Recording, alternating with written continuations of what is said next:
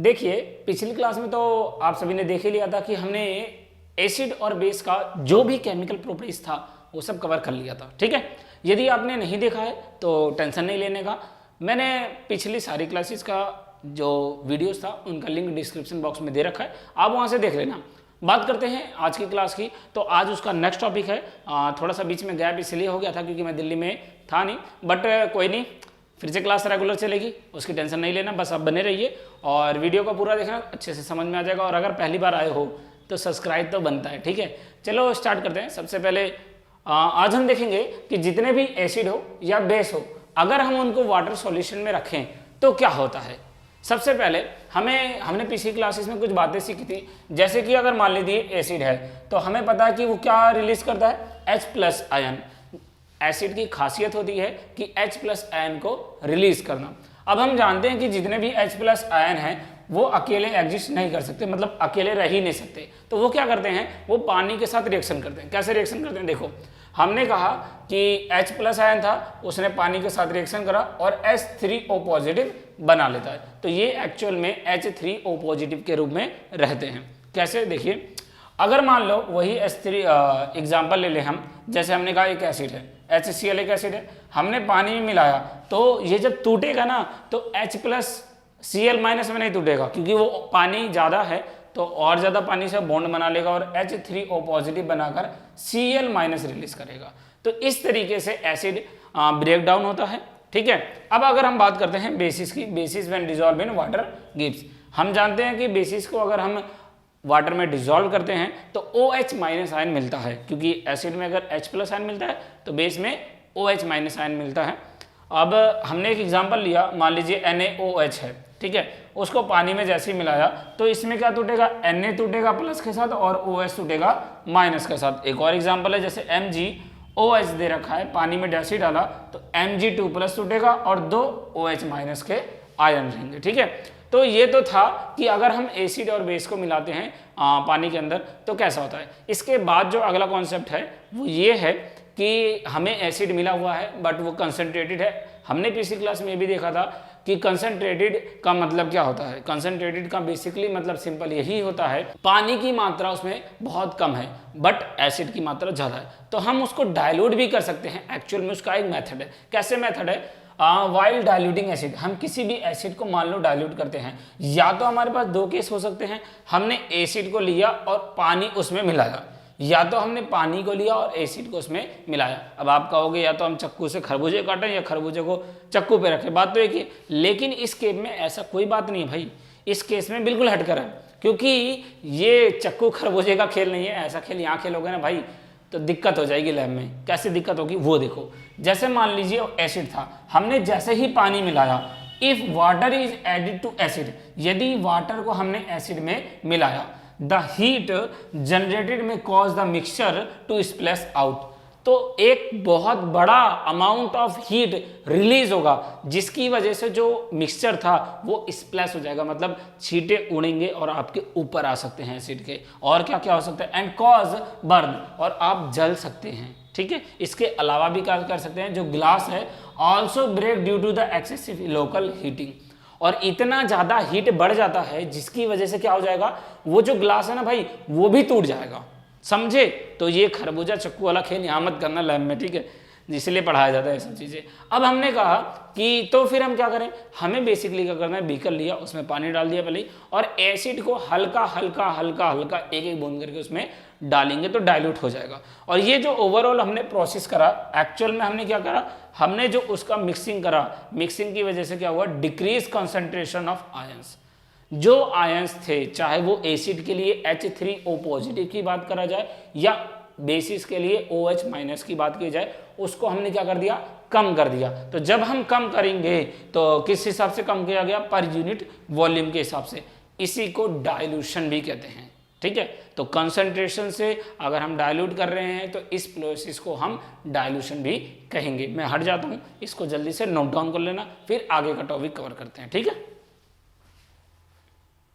हमने एसिड और बेसिस के बारे में बहुत कुछ देख लिया, तुमने भी देख लिया, लेकिन इनकी हम पता स्ट्रेंथ भी पता लगा सकते हैं कि कौन कितना ज़्यादा मजबूत है। दैट मीन्स कौन ज़्यादा स्ट्रॉन्ग एसिड है या कौन ज़्यादा वीक है। या बेस स्ट्रॉन्ग है या बेस वीक है, इसके बारे में भी हम पता लगा सकते हैं। बस एक छोटा सा सिंपल है, जैसे एक टॉपिक है strength of acid and base. हम किसी भी एसिड या बेस का स्ट्रेंथ कैसे पता लगाएं, उसके लिए एक हमारे पास यूनिवर्सल इंडिकेटर होता है। यूनिवर्सल इंडिकेटर का मतलब ऐसा इंडिकेटर जो पूरा यूनिवर्सली तरीके से अप्रूव हो और हर जगह वही काम आता हो। तो उसमें क्या होता है, मिक्सचर ऑफ सेवरल इंडिकेटर्स, मतलब बहुत तरीके से सेवरल इंडिकेटर्स का मिक्सचर होता है। और ये बेसिकली डिजाइन इस तरीके से किया जाता है कि it shows different colour at different concentration of H+ ion in the solution. That means कि अगर हम H+ आयन की कंसंट्रेशन को चेंज करेंगे, मान लो H+ आयन की कंसंट्रेशन हम चेंज कर रहे हैं, तो चेंज करते समय ना ये अलग अलग बार कलर शो करेगा।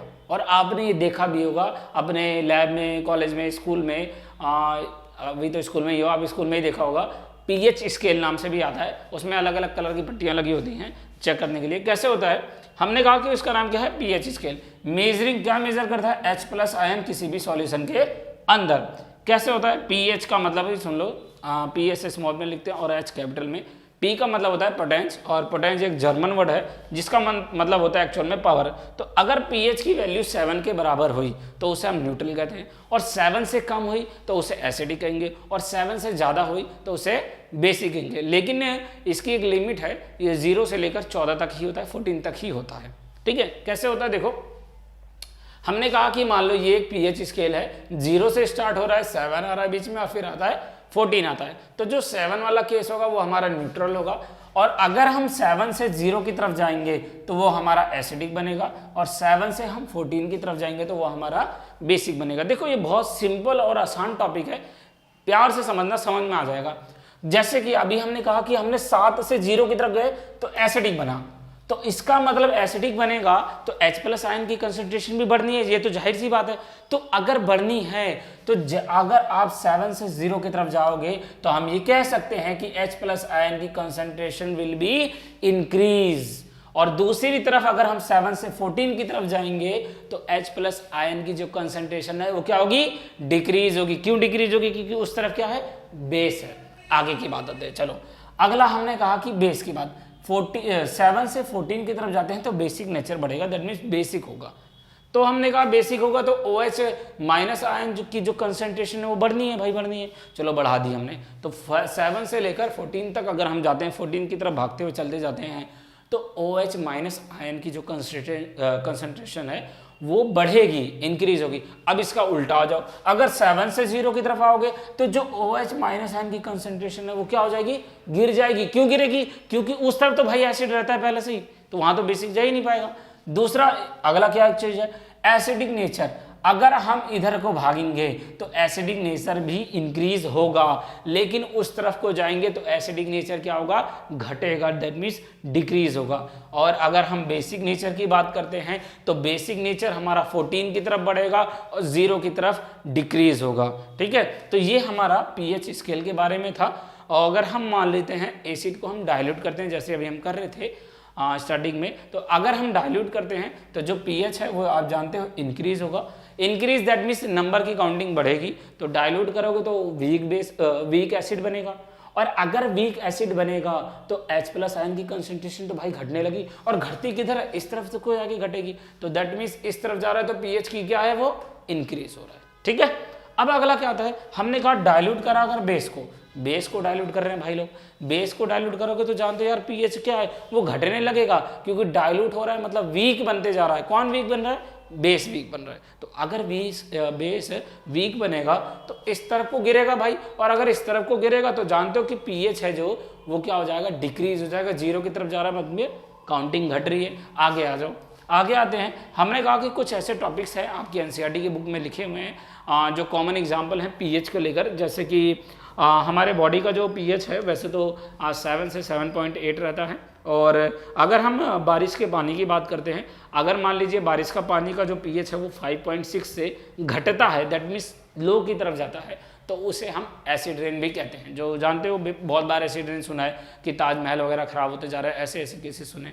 और अगर हमने कहा टूथ डिके, इसका पेपर में आता है टूथ डिके का मतलब दांतों का सड़ना। एक्चुअल में क्या होता है, जो दांत होते हैं दांतों के ऊपर की जो कवरिंग होता है वो एनिमल की बनी होती है, जिसका नाम होता है कैल्शियम फॉस्फेट होता है। तो कैल्शियम फॉस्फेट बहुत ही ज़्यादा मजबूत होता है, और हम ये भी कह सकते हैं कि हमारी बॉडी का सबसे हार्डेस्ट सब्सटेंस भी एनिमल होता है। ठीक है, अब उसको क्या होता है, डैमेज करता है। कैसे डैमेज करता है, अगर मान लो हमारे माउथ का पीएच 5.6 से लो होने लगा तो वो खराब होने लगेगा, और जिसकी वजह से हमारे दांत सड़ने लग जाएंगे और टूट भी सकते हैं।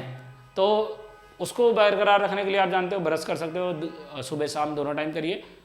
अभी तो इसको लिख लीजिए, ब्रश बाद में करिएगा, ठीक है, नहीं तो कहोगे ब्रश करवा रहा हूं मैं, लिखवा नहीं रहा, पहले इसको लिख लो, ठीक है।